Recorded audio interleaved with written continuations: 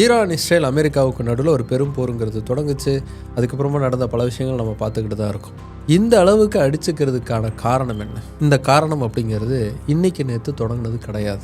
நிறைய பேர் இது வெறும் ஆயிலுக்காக, எண்ணெய்க்காக நடக்கக்கூடிய சண்டை அப்படின்னு தான் நினைப்பாங்க. ஆனால் இன்னர் லேயரில் இந்த போர்களுக்கான எரிபொருளாக இருக்கிறது மதம். அந்த மதங்களுக்காக நடக்கக்கூடிய இந்த போருங்கிறது ஏதோ இன்னைக்கு நேற்றோ இல்லை ஒரு 10 வருஷத்துக்கு முன்னாடியோ தொடங்கினது இல்லை. கிபி 11ஆம் நூற்றாண்டுடைய தொடக்கத்தில் தொடங்கின போர் இது. இன்னைக்கு வரைக்கும் முடிவே இல்லாமல் ஒவ்வொரு காலகட்டத்தில் ஒவ்வொரு வகையான ஆயுதங்களை பயன்படுத்தி இந்த போருங்கிறது தொடர்ந்து நடந்துக்கிட்டே இருக்குது. வரலாற்றில் சிலுவை போர், அதாவது குருசேட்ஸ் வார் அப்படின்னு சொல்லுவாங்க. இந்த போர் அப்படிங்கிறது தோராயமாக ஒரு 200 வருஷத்துக்கு நடந்துச்சு. 200 வருடங்கள் நடந்த அந்த போருங்கிறது முடிவுக்கு வந்துருச்சு அப்படின்னு நிறைய பேர் நினைப்பாங்க. ஆனால் அந்த போர் முடிவுக்கே வரல. இன்னைக்கு வரைக்கும் அதோடைய தொடர்ச்சிங்கிறது கண்டினியூ ஆகிட்டே இருக்குது. வரலாற்றில் முடிவே இல்லாமல் தொடர்ந்து நடந்துக்கிட்டு இருக்கக்கூடிய போர் தான் இந்த சிலுவை போர். இந்த சிலுவை போருங்கிறது தொடங்கிறதுக்கு முன்னாடி வரைக்கும் போர் நடந்திருக்கு. ஆனால் அந்த போர் எல்லாமே அரசருக்காக நடந்திருக்கும், அரசரின் பெருமைக்காக நடந்திருக்கும். உலகம் முழுக்க ஆட்சி செய்யணும் அப்படிங்கிறதுக்காக ஒரு அரசை போரை தொடங்கியிருப்பான். பல நாடுகளுக்கு போருக்கு போயிருப்பான். இல்லை நில சம்பந்தமான பிரச்சனைக்கு போர் வெடிச்சிருக்கும். இது ஏன் எல்லாம் எல்லை அப்படிங்கிறதுக்கான போருங்கிறது வெடிச்சிருக்கும். இல்லை வணிக ரீதியான தொடர்பு, எனக்கும் உனக்குமான வணிகத்தில் ஏதோ ஒரு பிரச்சனை இருக்குது, இல்லை என் வணிக கப்பலை நீ கொள்ளடிச்சிட்டு அதனால நான் உனக்கு போருக்கு வரேங்கிற மாதிரி அதுக்காக போருங்கிறது நடந்திருக்கும். ஆனால் மத அடிப்படையிலான ஒரு போருங்கிறது பெருசாக தொடங்கி இவ்வளோ வருஷம் நடந்தது குருசேட் வார்ஸ்ல இருந்து தான். இந்த போருங்கிறது வரலாற்றின் போக்கையே மாற்றிய ஒரு போர். உலக வரைபடங்கள் வெவ்வேறு விதமாக மாறினதுக்கு காரணம் இந்த போர் தான். இந்த போருக்கு பிறகான சவால்களை எதிர்கொள்வதற்கு ஐரோப்பா எடுத்த முயற்சிகளில் தான் உலகமே அதற்கு காலனி நாடுகளாக மாறினதுக்கு காரணமாக அமைஞ்சது. இப்படி உலக வரலாற்றையும் உலக வரைபடத்தையும் மாற்றின இந்த சிலுவை போர் பற்றின ஒரு முழுமையான பார்வை தான் இன்றைக்கி நாம் பார்க்க போகிறது. இது ஒரு 4 எபிசோடாக வரப்போகிற ஒரு தொடர். இந்த தொடரில் சிலுவை போர் அப்படிங்கிற அந்த பெரும் போரை பற்றின ஒரு சுருக்கத்தை நாம் பார்க்க போகிறோம். நான் 4 எபிசோடை பார்த்துமே சுருக்கம் தான் பார்க்க முடியுமானா ஆமாம். ஏன்னா அந்த போர் அந்த அளவுக்கான பல பிரிவுகளையும் பல பக்கங்களையும் கொண்ட ஒன்று. அதில் முக்கியமான பல பக்கங்களையும் முக்கியமான சில விஷயங்களையும் தான் இந்த தொடரில் நம்ம அலச போகிறோம். ஆனால் இந்த தொடர் மூலமாக உங்களுக்கு இந்த சிலுவை போருங்கிறது எந்த அளவுக்கு முக்கியமான ஒன்று, இன்றைக்கி இருக்கக்கூடிய சம்பவங்களுக்கும் அந்த சிலுவை போர் எந்த அளவுக்கு காரணமாக இருந்திருக்கு, அதோடைய தொடர்ச்சியாக இன்றைக்கும் உலகம் எப்படி நகர்ந்துக்கிட்டு இருக்கு அப்படிங்கிறது புரிதலுங்கிறது உங்களுக்கு கம்ப்ளீட்டாக கிடைக்கும். இந்த சிலுவை போருங்கிறது ஏன் தொடங்குச்சு அப்படிங்கிறத நம்ம தெரிஞ்சுக்கணுன்னா முதல்ல நம்ம ஒரு நகரத்தை பற்றி தெரிஞ்சுக்கணும். அந்த நகரத்தை மைய புள்ளியாக வச்சு தான் இந்த சிலுவை போருங்கிறது சுற்றி நடந்துச்சு, இன்றைக்கி வரைக்கும் நடந்துக்கிட்டு இருக்கு. அந்த நகரம் தான் ஜெருசலேம். மத்திய கிழக்கு பகுதியுடைய மத்தியமாக கருதப்படக்கூடிய ஒரு நகரம் தான் இந்த ஜெருசலேம். இந்த ஜெருசலேம் அடிப்படையாக வச்சு தான் மிடில் ஈஸ்டுடைய அத்தனை அரசியலும் ஏதோ ஒரு வகையில் சுழன்றுக்கிட்டே இருக்குது. மிடில் ஈஸ்டில் ஆயிலை வச்சு தான் பாலிடிக்ஸுங்கிறது நடக்குது, எண்ணெய் அடிப்படையில் தான் இன்றைக்கி எல்லாமே நடக்குது அப்படின்னு நம்ம நினைக்கிறோம். ஆனால் அது மேலே இருக்கக்கூடிய லேயர் தான், அதோடைய கீழே இருக்கக்கூடிய லேயருங்கிறத நம்ம தோண்டி துருவி ஆராய போனோம்னா அது ஜெருசலேமில் போய் தான் முட்டும். ஜெருசலேம் அப்படிங்கிறது உலகின் 3 முக்கியமான மதங்களுடைய முக்கியமான ஒரு இடமாக கருதப்படக்கூடிய ஒரு இடம். இஸ்லாமியர்களுக்கு அது புனிதமான இடம், கிறிஸ்தவர்களுக்கும் அது புனிதமான இடம், யூதர்களுக்கும் அது மிக புனிதமான இடம். யூதர்கள் தொட்டு இஸ்லாமியர்கள் வரைக்கும் இன்று வரை ஜெருசலேமை வைத்து ஆடக்கூடிய சடுகுடு ஆட்டம் தான் இன்னைக்கு உலக போர்களாக ஒவ்வொரு நாளும் நடந்துக்கிட்டே இருக்கு. ஜெருசலேம் அப்படிங்கிறது ஏன் அந்த அளவுக்கு முக்கியமான ஒன்றா மாறுச்சு, அதற்கான காரணம் என்ன, ஜெருசலேம் அப்படிங்கிறத அடிப்படையாக வச்சு எப்படி இந்த குருசேட் வாருங்கிறது தொடங்கப்பட்டுச்சு. மிடில் ஈஸ்ட் பகுதி அப்படிங்கிறது முதல்ல கானானியர்களுடைய தேசமாக இருந்துச்சு. கானான் அப்படின்னு இதை சொல்லுவாங்க. இந்த கானானியர்களுடைய தேசத்தில் பல இனங்கள் தனித்தனியாக பிரிஞ்சு வாழ்ந்துக்கிட்டு இருந்தாங்க. அந்த இனக்குழுக்கள் தான் அதுக்கப்புறமா ஒவ்வொரு வடிவங்கள் எடுத்து இன்னைக்கு இருக்கக்கூடிய இனக்குழுக்களாக மாறியிருக்காங்க. இந்த இனக்குழுக்களில் தொடர்ந்து இன்று வரை தங்களுடைய இனத்தன்மை மாறாமல் பாதுகாத்து வளர்ந்து வந்துக்கிட்டு இருக்கக்கூடிய ஒரு இனம் எது அப்படின்னா அது யூதர்களுடைய இனம் தான். மற்ற இனங்களோட நாங்கள் ஒன்றோட ஒன்று கலக்க மாட்டோம், ஏன்னா நீங்கள் எங்களை விட இன்ஃபீரியரான கிளான்ஸ் அப்படிங்கிற எண்ணத்தோடு இருந்து இன்னைக்கு வரைக்கும் இருந்து தொடர்ந்து தங்களுடைய ஐடென்டிட்டியை காப்பாற்றிக்கிட்டு இருக்கிறவங்க தான் யூதர்கள். யூதர்கள் யார் எங்கேருந்து வந்தவங்க, எப்படிப்பட்டவங்க, எப்படி அவங்களுடைய வளர்ச்சிங்கிறது இருந்துச்சு, எப்பேற்பட்ட அழிவுகளை எல்லாம் அவங்க பார்த்தாங்க அப்படிங்கிறத யூதர்கள் பற்றின வரலாற்று சீரீஸில் நம்ம தெளிவாக பார்த்துட்டோம். பார்க்காதவங்க நீங்கள் அங்கே போய் பாருங்கள். டிஸ்கிரிப்ஷனில் அதுக்கான லிங்க் அப்படிங்கிறத நான் கொடுக்குறேன். இப்போது நாம் இந்த ஜெருசலேம் பகுதிக்கு வரும். கானான் அப்படின்னு அழைக்கப்பட்ட அந்த பெரும் பகுதியில் இருந்த ஒரு இடம் தான் ஜெருசலேம். கிமு 3000 காலகட்டத்திலேயே இங்கே செட்டில்மெண்ட் இருந்ததற்கான வரலாற்று தொல்லியல் தரவுகள் நமக்கு கிடச்சிருக்கு. இந்த பகுதியில் ஒவ்வொரு காலகட்டத்தில் ஒவ்வொரு விதமான இனக்குழுக்கள் வாழ்ந்துக்கிட்டு இருந்தாங்க. அப்படி கடைசியாக ஜெபுசைட்ஸ்ன்னு சொல்லப்படக்கூடிய எபூசியர்கள் இந்த பகுதியை ஆட்சி செஞ்சுக்கிட்டு இருந்தாங்க. இந்த இடத்துக்கு ஜெருசலேம்ங்கிற பேர் ரொம்ப ஆதியில் இருந்தே இருந்த ஒன்று. ஆரம்பத்தில் இதுக்கு சலேம் அப்படிங்கிற பேர் இருந்திருக்கலாம், இல்லைன்னா உர்சலேம் அப்படிங்கிற பேருங்கிறது இருந்திருக்கலாம். உர் பட்டணம் அப்படிங்கிறது மெசபடோமியாவில் இருந்த ஒரு பட்டணம். இந்த உர் பட்டணம் அப்படிங்கிறது ஆபிரகாமிக் ரிலிஜியமில் ரொம்ப ரொம்ப முக்கியமான ஒன்று. ஏன்னா உர் பட்டணத்திலிருந்து தான் ஆபிரகாம் தன்னுடைய பயணத்தை தொடங்கினார் அப்படிங்கிறது ஆபிரகாமிக் ரிலிஜியன்ஸ் நம்பக்கூடிய ஒன்று. இந்த உர் பட்டணம் மாதிரியே இந்த சேலம் அப்படிங்கிற இடம் உர்சலேம் அப்படிங்கிற பேரை பெற்றிருக்கலாம். இந்த சேலேம் அப்படிங்கிறது அமைதிக்கான கடவுளாக பண்டைய பழங்குடியின மக்கள், இந்த பகுதியில் இருந்த மக்கள் வணங்கின ஒரு கடவுள். அந்த கடவுள் வாழக்கூடிய நிலம் அப்படிங்கிறத குறிக்கக்கூடிய விதமாக உர்சலேம் அப்படிங்கிற பேரில் இந்த ஊருக்கு பேருங்கிறது வந்திருக்கலாம். அந்த உர்சலேம்ங்கிறது அதுக்கப்புறமா எருசலேம்னு மாறியிருக்கலாம். உருசலேம்ங்கிறது எருசலேமாக மாறுச்சு அப்படிங்கிறது தொல்லியல் சார்ந்து நம்பக்கூடிய விஷயமா இருக்குது. இந்த எருசலேம் அப்படிங்கிறது தான் இங்கிலீஷில் அதுக்கப்புறமா ஜெருசலேம் அப்படின்னு மாறிடுச்சு. ஆக்சுவலாக இந்த ஜே அப்படிங்கிறத ஏ அப்படிங்கிற சவுண்டில் தான் ப்ரொனவுன்ஸ் பண்ணணும். யூரோப்பில் இருக்கக்கூடிய மற்ற மொழியினத்தவர்கள், அதாவது ஜெர்மன் மாதிரியான மொழியில் பார்த்திங்கன்னா இதை ஏ அப்படிங்கிற வார்த்தையில் தான் சொல்லுவாங்க. ஆனால் ஆங்கிலத்தில் இந்த ஜே அப்படின்னு புரிஞ்சுக்கிட்டதுனால ஜெருசலேம் அப்படின்னு அதை சொன்னாங்க. இப்படி தான் ஜூஸையும் சொல்லக்கூடிய வழக்கங்கிறது உருவாச்சு. ஆக்சுவலாக அவங்கள சொல்லக்கூடியது யூஸ்ன்னு சொல்லணும். எருசலேம் அப்படிங்கிறது தான் சரியான பதம். இந்த எருசலேம் அப்படிங்கிற நகரங்கிறது எபூசியர்களுடைய ஆட்சி கீழே இருந்துச்சு இல்லையா? அந்த எபூசியர்களை யூதர்களுடைய ஒரு அரசர் தோக்கடிக்கிறார். தோக்கடித்து அந்த பகுதியை தன்னுடைய கட்டுப்பாட்டுக்குள்ளே கொண்டு வர்றார். அந்த யூத அரசருடைய பெயர் தாவீது. தாவீது ரொம்ப செல்வாக்குள்ள ஒரு அரசராக இந்த பகுதியை ஆட்சி செய்கிறார். அவருக்கு அப்புறமா அவருடைய மகன் சாலமோன் இந்த இடத்துக்கு ஆட்சி செய்ய ஆரம்பிக்கிறார். இந்த சாலமோனும் அவங்க அப்பாவை விட ரொம்ப செல்வாக்குள்ள அரசராக இந்த பகுதியில் இருக்கார். எப்படி நம்ம ராஜராஜ சோழனை இப்போ கொண்டாடுறோமோ, ராஜேந்திர சோழனை கொண்டாடுறோமோ, அதே மாதிரி தான் தாவீதும் அவருடைய மகன் சாலமோனும் அந்த பகுதியில் கொண்டாடப்பட்ட ஒருத்தராக இருந்திருக்காங்க. சாலமோன் என்ன பண்ணுறாரு, தங்களுடைய கடவுளான யாவேக்கு ஒரு கோயில் அப்படிங்கிறத கட்டி எழுப்புறார். இதை தான் யூதர்கள் முதல் கோயில் அப்படின்னு சொல்லுவாங்க. சாலமோனுடைய மறைவுக்கு அப்புறமா யூதர்களுக்குள்ள ஒரு பெரிய பிளவு ஏற்படுது. இந்த பெரும் தேசம் அப்படிங்கிறது ரெண்டாக உடையுது. நார்த் சவுத் அப்படின்னு பிரிஞ்சிடுறாங்க.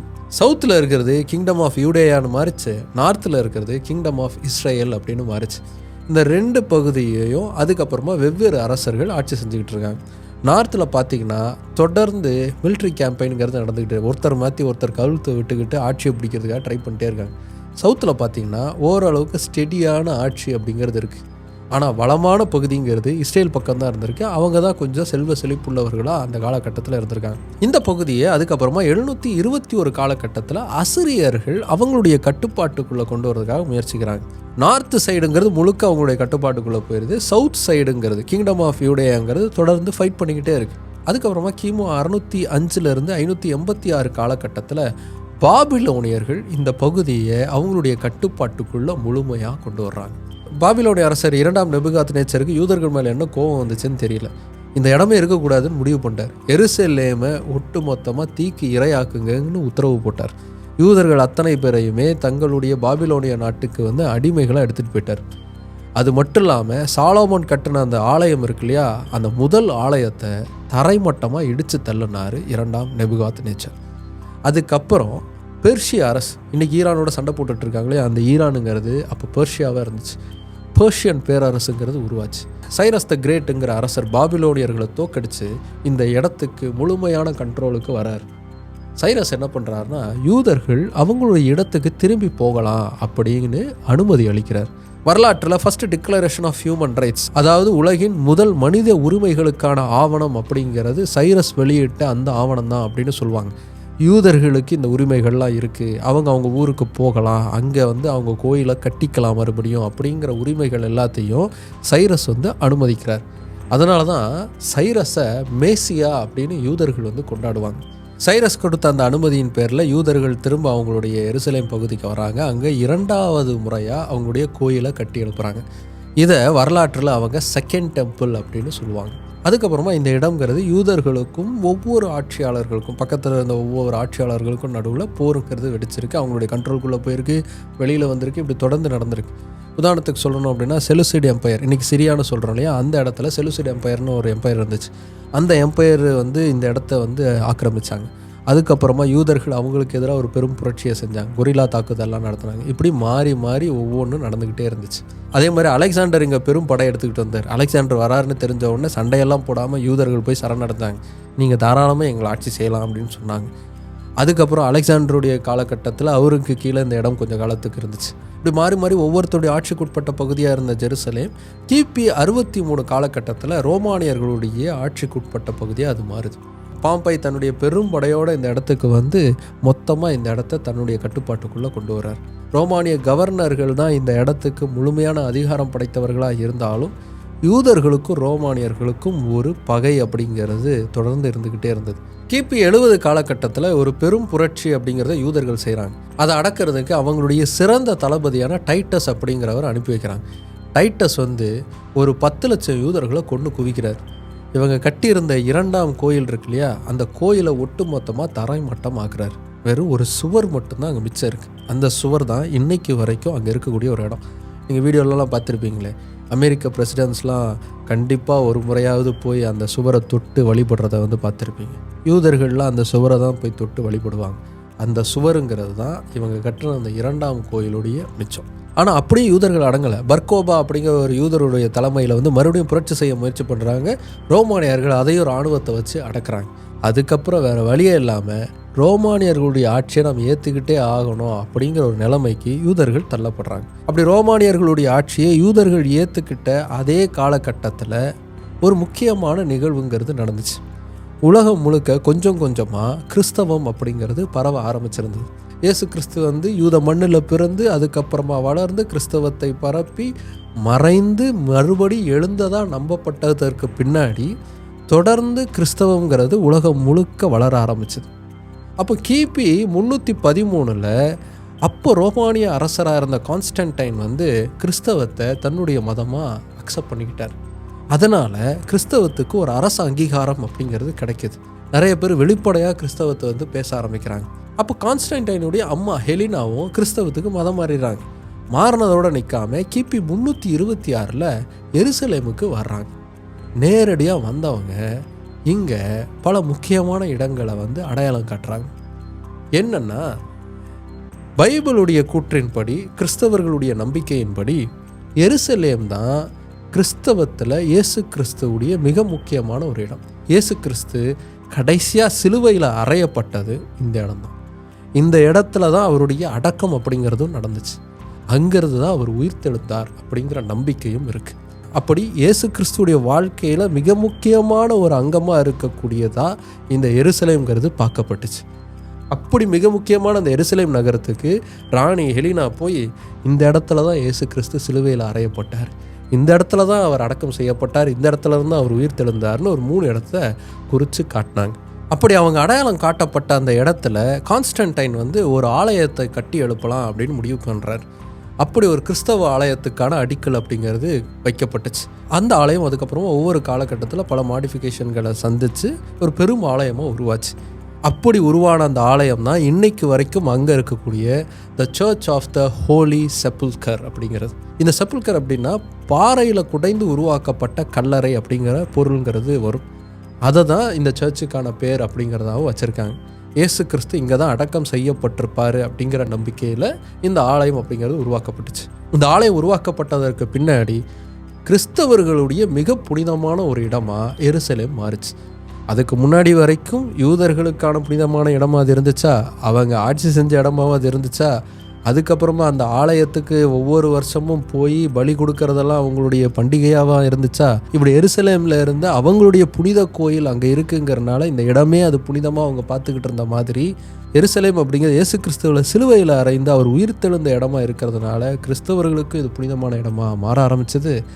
ஒவ்வொரு வருஷமும் எப்படியாவது எருசலேமுக்கு போய் புனித பயணம் போயிடணும் அப்படிங்கிறது கிறிஸ்தவர்களுடைய நம்பிக்கையாகவும் பழக்கமாகவும் மாற ஆரம்பிச்சது. ரோம பேரரசுங்கிறது அதுக்கப்புறமா முழுமையான கிறிஸ்தவ மதத்தை தழுவக்கூடிய ஒரு அரசாக மாறினதுக்கப்புறம் கிறிஸ்தவர்களுடைய ஆளுமை ஆதிக்கம் அப்படிங்கிறது எருசலேமில் அதிகமாயிருச்சு.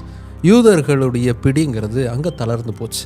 கிறிஸ்தவர்கள் தான் அங்கே எல்லா முடிவுகளையும் எடுக்கக்கூடிய நகர்வுக்கு நகர ஆரம்பித்தாங்க. அதனால் 2 மதங்களுக்கு நடுவில் போட்டி சண்டைகள் இந்த எருசலேம் அடிப்படையாக வச்சு நடந்துக்கிட்டு தான் இருந்துச்சு. இது நடந்துக்கிட்டு இருந்த அதே காலகட்டத்தில் ஒரு புதிய மதம் அப்படிங்கிறது உலகத்தில் பிறந்தது. சரியாக சொல்லணும்னா கிபி 610 காலகட்டத்தில் திரு நபிகள் நாயகம் அவர்கள் இஸ்லாம் அப்படிங்கிற ஒரு புதிய மதத்தை தொடங்குறாரு. நீங்கள் இஸ்லாமியர்களை பார்த்தீங்க அப்படின்னா ஒவ்வொரு நாளும் 5 முறை தொழுகணும் அப்படிங்கிற ஒரு பழக்கம் அவங்களுக்கு இருக்குது. 5 முறை தொழுதாதான் ஒரு சரியான இஸ்லாமியனா அவனை கருத முடியும் அப்படிங்கிறது இஸ்லாமியர்களுடைய நம்பிக்கை. இந்த 5 முறை தொழுகணும் அப்படிங்கிற ஒரு பழக்கங்கிறது ஏன் வந்துச்சு? இந்த 5 முறை தொழுகணும் அப்படிங்கிற உத்தரவை திரு நபிகள் நாயகம் அவர்கள் கடவுள்கிட்ட இறைவன்கிட்ட இருந்து வாங்கி மனிதர்களுக்கு கொடுத்தாரு. அதை தான் இஸ்லாமியர்கள் ஃபாலோ பண்ணிக்கிட்டு இருக்காங்க அப்படிங்கிறது இஸ்லாமியர்களுடைய நம்பிக்கை. இந்த 5 முறை தொழுகணுங்கிற உத்தரவை வாங்கினார் இல்லையா, அந்த உத்தரவு வாங்கினது எருசலேமோட சம்பந்தப்பட்ட ஒன்று. அவர் இஸ்லாமை தொடங்கினதுக்கப்புறமா மக்காவுக்கு போகிறாரு. மக்காவில் இஸ்லாத்தை பரப்புகிறாரு. ஆனால் அங்கே கடுமையான எதிர்ப்புங்கிறது அவருடைய போதனைகளுக்கு வருது. அப்படி ஒரு சூழலை கிபி 621 ஒரு சம்பவங்கிறது நடந்ததாக குர்ஆன் பதிவு செய்யுது. அந்த சம்பவத்துக்கு அப்புறமா தான் 5 வேளை தொழுகணும் அப்படிங்கிற ஒரு பழக்கங்கிறது இஸ்லாமியர்களுக்கு வந்துச்சு. அது என்ன சம்பவம்? மெக்காவில் நபிகள் நாயகம் இருக்கார். அப்போது நைட் ஒரு இறை தூதர் கேப்ரியல் அப்படிங்கிற ஒரு இறை தூதர் அவர் பார்க்குறார். அல் புராக் அப்படிங்கிற ஒரு மிஸ்டிக்கான ஒரு அனிமலை அந்த இறை தூதர் எடுத்துகிட்டு வந்திருக்கார். அந்த மிஸ்டிக்கான அந்த மிருகத்தின் மேலே நபிகள் நாயகம் பயணிக்க ஆரம்பிக்கிறார். பயணித்து எருசலேமுக்கு போய் சேர்றார். அவருக்கு முன்னாடி இருந்த இறை தூதர்கள் எல்லாருமே அவரை வரவேற்று அவரை ப்ரேயரில் தலைமை தாங்க சொல்கிறாங்க. அவருடைய தலைமையில் அவர் வணங்க இவங்க எல்லாரும் சேர்ந்து இறைவனை வணங்குறாங்க.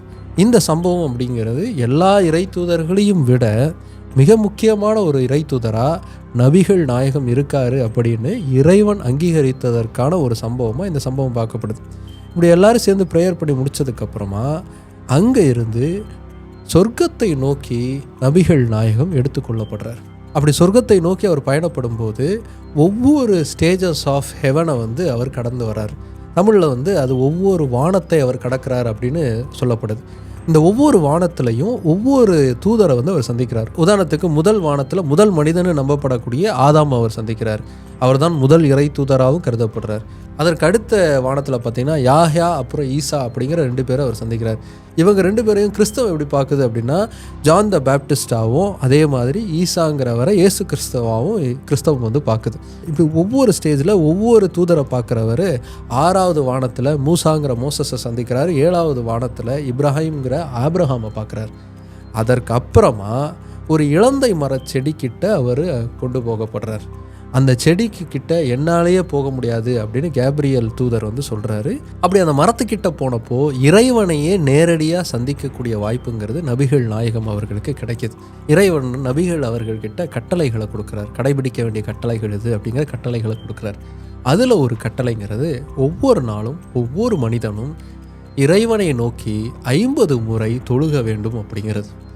அந்த கட்டளையை எடுத்துக்கிட்டு மறுபடியும் திரும்ப வர்ற வழியில் மூசா அவரை சந்திக்கிறார். மூசா எவ்வளவு தொழுகை எவ்வளவு முறை ப்ரேயர் பண்ணணும் அப்படிங்கிறது இறைவன் உங்களுக்கு கொடுத்தாருன்னு கேட்குறார். அதுக்கு நபிகள் நாயகம் அவர்கள் ஒரு நாளைக்கு 50 முறை தொழுகணும்னு சொல்லியிருக்காருன்னு சொல்கிறார். அதுக்கு மூசா அவர்கள் சொன்னது என்னென்னா, நான் இஸ்ரேவேல் மக்கள்கிட்டலாம் வேலை பார்த்துருக்கேன், அவங்களோட பயணிச்சிருக்கேன்.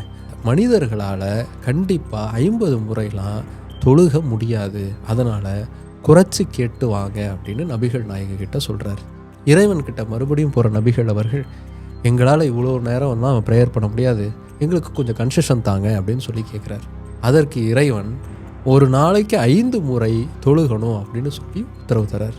அதை கேட்டுட்டு மறுபடியும் அவருக்கு திரும்பி வரும்போது மூசா அவரை மறுபடியும் சந்தித்து எவ்வளவு இந்த முறை கொடுத்தாரு அப்படின்னு கேட்குறாரு. அதுக்கு நபிகள் அவர்கள் 5 முறை ஒரு நாளைக்கு தொழுகணும்னு சொன்னார் அப்படின்னு சொல்கிறார். அதுக்கு மூசா அவர்கள் 5 முறையும் கஷ்டம், கண்டிப்பாக மனிதர்களால் அது முடியாது, திரும்ப போய் கன்செஷன் கேளுங்க அப்படின்னு சொல்கிறார். அதுக்கு நபிகள் அவர்கள் மறுபடியும் போய் கேட்கறதுக்கு எனக்கு கூச்சமாக இருக்குது, இதுவே போதும் அப்படின்னு சொல்லி திரும்ப பூமிக்கு வர்றார். வந்தவர் அன்றைக்கி நைட்டே மறுபடியும் மெக்காவுக்கு வந்து சேர்றார். அப்படி அவர் போய் கேட்டுட்டு வந்த அந்த நிகழ்வின் அடிப்படையாகவும் இறைவன் அவர்களுக்கு இறை தூதர் மூலமாக கொடுத்த உத்தரவின் அடிப்படையிலையும் தான் இன்னைக்கு வரைக்கும் இஸ்லாமியர்கள் ஒரு நாளும் 5 முறை தொழுகிறாங்க. இந்த சம்பவம் நடந்ததுக்கப்புறம் மறுநாள் விடிஞ்ச உடனே மெக்காவில் இருக்கக்கூடிய தன்னுடைய மக்கள் கிட்ட வந்து நபிகள் அவர்கள் வந்து இந்த சம்பவத்தை பகிர்ந்துக்கிறார். யாருமே அதை நம்பலை.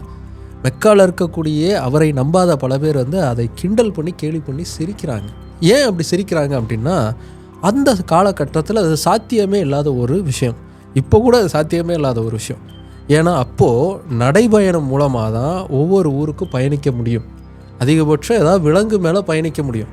மெக்காவிலேருந்து எருசலேமுக்கு போய் சேர்றதுக்கு தோராயமாக 40 நாள் டைம் எடுக்கும். 40 நாள் டைம் எடுக்கக்கூடிய ஒன்றை ஒரே நாள் நைட்டில் இவர் கிளம்பி போய் பார்த்துட்டு வந்துட்டார் அப்படின்னா எப்படி நம்புறதுன்னு சொல்லி கிண்டல் பண்ணி கேலி பண்ணுறாங்க. எருசலேம் எப்படி இருந்துச்சு சொல்லுங்கள் பார்க்கலாம் அப்படின்னு கேள்வியும் கேட்குறாங்க. நபிகள் அவர்கள் அது வரைக்கும் எருசலேமை பார்த்ததே கிடையாது. ஆனால் மெக்காவில் இருந்த பல வணிகர்கள் வந்து எருசலேமுக்கு வணிக ரீதியாலாம் போயிருக்காங்க. அவங்க எல்லாருக்குமே எருசலேம் எப்படி இருக்கும் அப்படிங்கிறது தெரியும்.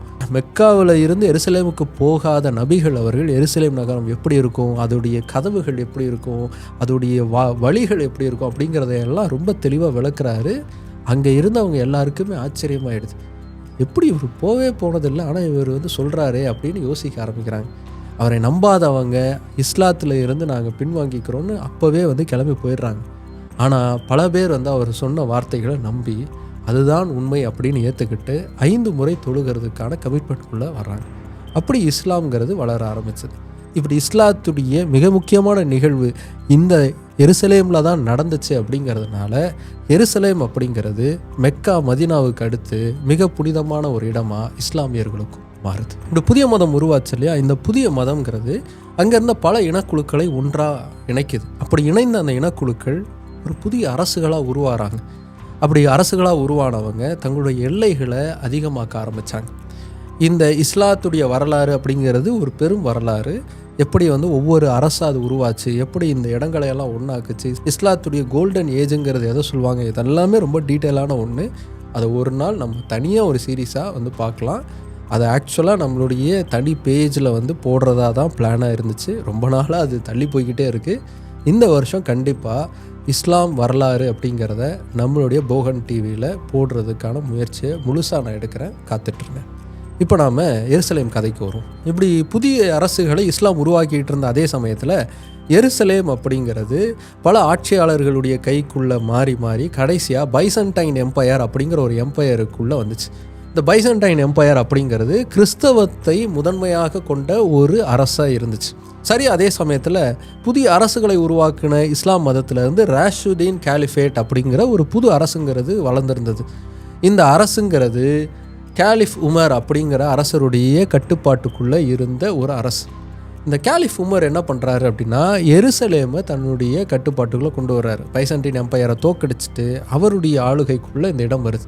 வந்த சமயத்தில் மற்ற மதங்களை நான் அழிக்க விரும்பலை, நீங்கள் உங்களுடைய நம்பிக்கையின்படி வழிபாடு நடத்திக்கலாம், நாங்கள் எங்களுடைய வழிபாடை நடத்திப்போம் அப்படின்னு சொல்லி மத நல்லிணத்துக்கு எடுத்துக்காட்டாக ஒரு டிக்ளரேஷன் அப்படிங்கிறத சொன்னார். உலகின் முதல் மத நல்லிணக்கத்துக்கான ஒரு ஆவணமாக இது கருதப்படுது. அவருக்கு அப்புறமா உமாயுட் கேலிஃபேட்டுக்குள்ளே இந்த இடம் வருது. உமாயுட் கேலிஃபேட்டுக்குள்ளே எருசலேம் இன்னும் செழிப்பாக வளருது. இஸ்லாத்தில் எருசலேம்ங்கிறது ரொம்ப முக்கியமான ஒரு இடமா இருக்குங்கிறத நம்ம பார்த்தோம் இல்லையா? அதன் அடிப்படையில் இங்கே அதற்கான ஒரு நினைவிடத்தை உருவாக்கணும் அப்படின்னு உமாயத் அரசர் முடிவு பண்ணுறார். அதற்காக கட்டி எழுப்பப்பட்டது தான் டோம் ஆஃப் த ராக் அப்படின்னு இன்றைக்கும் இருக்கக்கூடிய அந்த ஒரு கட்டுமானம். கிபி 691 இந்த டோம் ஆஃப் த ராக் அப்படிங்கிறது கட்டப்படுது. அதற்கப்புறம் கிபி 705 இதை சுற்றி ஒரு மசூதி அப்படிங்கிறத கட்டினாங்க. இன்றைக்கும் அந்த மசூதிங்கிறது இருக்குது. அல் அக்ஸா மாஸ்க் அப்படிங்கிறது அதோடைய பேர். இப்படி இஸ்லாமியர்களுக்கும் இது ஒரு புனிதமான இடமா மாறினதுக்கப்புறமா எப்படி யூதர்களும் கிறிஸ்தவர்களும் வருடத்திற்கு ஒரு முறை இந்த இடத்துக்கு வந்து போவது வழக்கமாக இருக்கோ அதே மாதிரி இஸ்லாமியர்களும் இந்த புனிதமான இடத்துக்கு வந்து போகிறது ஒரு வழக்கமாக மாறுச்சு. இப்படி எருசலேம் அப்படிங்கிறது உலகின் 3 முக்கியமான மதத்திற்கு மையப்புள்ளியாக இப்படி தான் மாறுச்சு. இப்படி மதங்களின் மையப்புள்ளியாக இந்த இடம் மாறினது தான் அதுக்கப்புறம் ஒரு பெரும் போருக்கான மையப்புள்ளியாகவும் மாறுச்சு. அப்படி அது மாறினதுக்கு காரணம் ஒரு போப். அவர் யார், அவர் எப்படி இந்த இடத்த பயன்படுத்தி ஒரு பெரும் போரை தொடங்கினார், அவர் தொடங்கின அந்த போருக்கான காரணம் என்ன, உண்மையான காரணம் என்ன, அப்படி அவர் தொடங்கின அந்த போருங்கிறது 200 வருடங்கள் எப்படி நீண்டுச்சு, அதில் நடந்த பல கொடுமைகள் என்ன, பல சுவாரஸ்யங்கள் என்ன, இதெல்லாம் அடுத்த எபிசோடில் பார்த்துடலாம். காத்திருங்க.